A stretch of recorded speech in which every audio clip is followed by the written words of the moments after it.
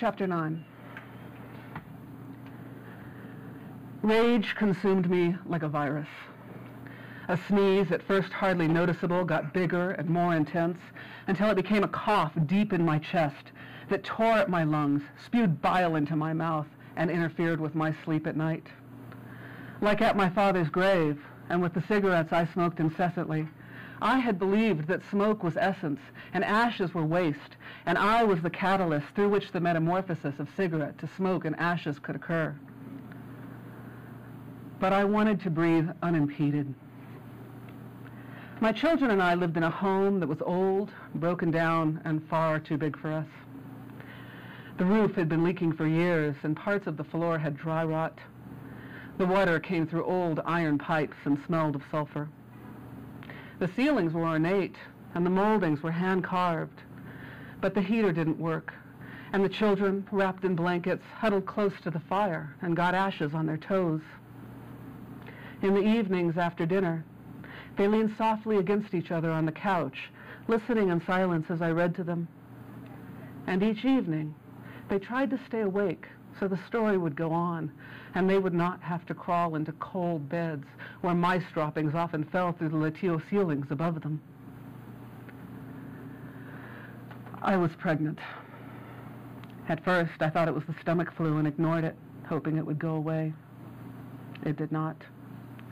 Jeff, the man I was dating, had never experienced the possibility of fatherhood. He was jubilant. He thought I would keep the baby and we would live together, raising his child and making art like some far-out early 70s song. He was wrong. I would not have another child. I could barely support the children I already had. I would have to work all the time or not work at all. I would be condemned to living with mice and dripping ceilings for too long. I would not have another child and be bound by circumstance to a man for whom I had no love. For the first time in many years, I was free to make my own decisions.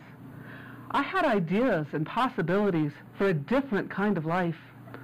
I was going to live without conflict. I was not going to straddle myself between art and family anymore. Instead, I would live according to the dictates of my dreams. I could not be pregnant again with someone else's desire for me to be only what he needed. When I worked at the foundry, a piece came in that we nicknamed the Creeping Jesus. It was made by an amateur sculptor who wanted to preserve it for posterity, but didn't want to spend the money on either bronze or a rubber mold. He insisted that a plaster cast be made from the waste mold. Rick told him he would lose detail in the work. The mold maker explained that hydrocal, the casting plaster, is not easy to rework. The man did not care. He knew what he wanted.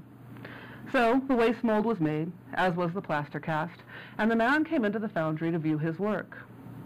His sculpture had become hard, white, and unforgiving. There were air bubbles, parting line marks, and garish flaws in the anatomy. The piece the man had held in his heart was gone. The sculpture was no longer malleable, no longer the color of the earth, and no longer the product of his care. The man finally saw that his sculpture was not a complete work. The body was merely a mass, a rough form with scratches for a beard, lumps for hair, and bones that looked like they were made from rubber bands. The hands and feet were more carefully worked. They looked like they had worked so painstakingly that they had nothing to do with each other, or with the sculpture as a whole. The Creeping Jesus was a body shape, with hands and feet that looked like they were from 4 different people attached to it. The man had lost control of his creation. He saw only what he was willing to see. And because of that, he was not prepared to deal with the consequences of his actions, or the truth they revealed. He was in a moment of catharsis. He had never worked plaster, and the casting plaster we used was especially hard to manipulate. He did not have the skills to fix the mistakes he had made. To work the piece in its new form, he would have to acquire a new tool, learn a new language, and begin a new process. He did not make that choice. It was easier for him to blame the foundry for destroying his art and it was easier for him to remake the same sculpture again in clay.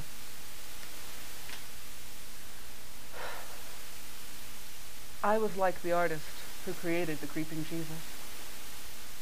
I wanted the process of becoming to stop. I wanted to know what happened at the end. I wanted a place of rest and not this perpetual struggle. I had spent years sculpting the hands and feet of my life because in them I had recognized a small, manageable portion of the thing on which I believed. Marriage and children, as well as teaching and art, were the appendages that created movement in my life, and I had worked them feverishly. When my work was cast, however, my lack of attention to the greater whole was blatantly evident, and I had neither the language nor the tools to begin a new process with grace. I had always pursued something untouchable, something that shifted and changed, and that I believed was outside of myself. Like smoke and ashes, this thing had an odor and many shapes, but I could not touch it, and I could not hold it, and I could not see it, because, I finally realized, it was inside me. It was my breath. So, under a cloud of Valium, green plants, and watercolor landscapes, I lay upon a table and let them scrape and suck the child out of me to the rhythm of Dvorak. Jeff sulked, believing he had lost his last chance to be a father, but I chastised him for his selfishness and celebrated my power of choice. Maybe I had misunderstood my father's teaching. Maybe the blood between my legs did demonstrate the creative thing I was capable of producing. My responsibility did not necessarily imply acceptance, and my fate could be altered, if not determined, by a word. I ended my relationship with Jeff. I changed my pads and took antibiotics. I threw away my only Dvorak tape and moved my work tables out of the cold and into my living room. At that moment, I realized that this was my life, right now, not tomorrow and not yesterday. I understood the possibility that the present occurs only when I rise up to meet whatever is coming down. The present is an act of courage.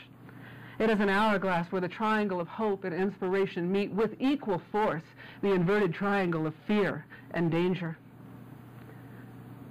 At that intersection, I occupy the negative space and am bigger than either shape. I am the form, and my power is centered where faith and fate converge. With this knowledge, I believed again in process. Thank you.